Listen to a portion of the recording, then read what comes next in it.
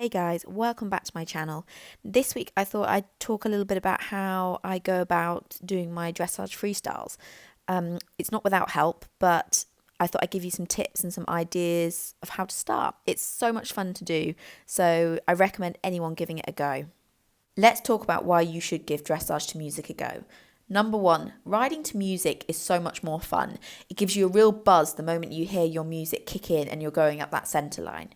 Number two, it gives you another opportunity to compete at your level. If you haven't got a horse that's necessarily going to move up the ladder that much in dressage, then this is even better.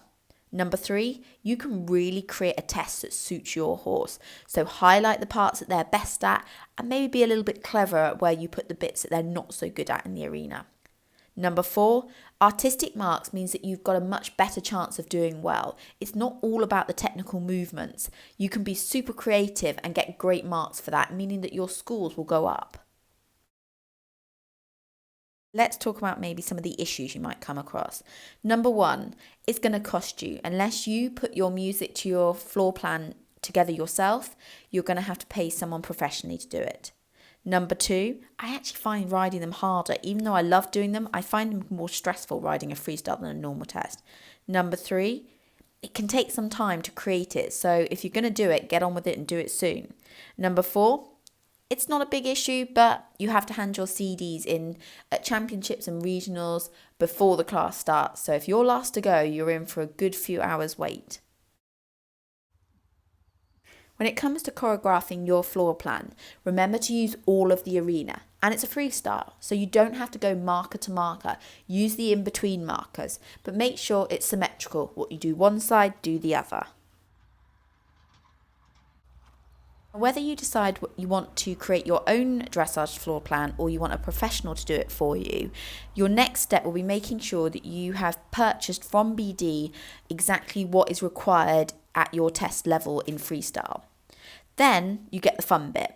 You get to go out and practice it. Start putting it together, timing it, because make sure you are within the time limits that they give you, and play around. See what works, see what doesn't work, and start putting it together. Now, if you're having your music added to your test professionally, you're going to have to video the whole test ready to be sent off. Top tip, make sure the arena is an exact 20 by 60. I made this mistake once and found out the hard way. Now, sorting out your music is the best bit to any freestyle. Now, not every piece of music is going to fit your horse, so I think it's good to come up with several different options. And if you're having your music done professionally, you've got a few to work with and see what fits your horse best. But look at TV shows, movies, and go for a piece of music you genuinely love. Now, with the music, you want a bit of a theme, whether it's the same composer, the same music from a movie or a TV show. You're looking for music for the walk, trot and canter when you're doing lower level freestyle. Now, in the trot and canter, you want your music to have moments where it goes up a bit, more jazzy, suitable for medium canters and medium trots, and moments when it's calmer, maybe if you're just doing a simple 10-meter circle. Once your floor plan and music have been put together, and now you have the CD, it's time to practice, practice, practice. It's surprisingly harder to ride a freestyle than it looks. You really need to know your music inside out, so you know where every change is, the difference in beat. So maybe when you go into a medium trot, you need to be able to hear the music change ready for it, or whether it's a simple transition to walk.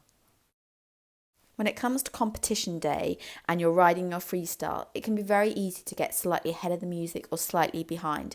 Now, this can give you a bit of a panic midway through the test, but what's most important is to remember that the judge doesn't know your floor plan. So, if the music's slightly ahead, stick with the music. You can slightly adjust your test as you're going round. It will always look better if you're, say, going into a medium trot and you go with the music and not 5 seconds later. Anyway, I hope that video was some help and give it a go. You won't regret it.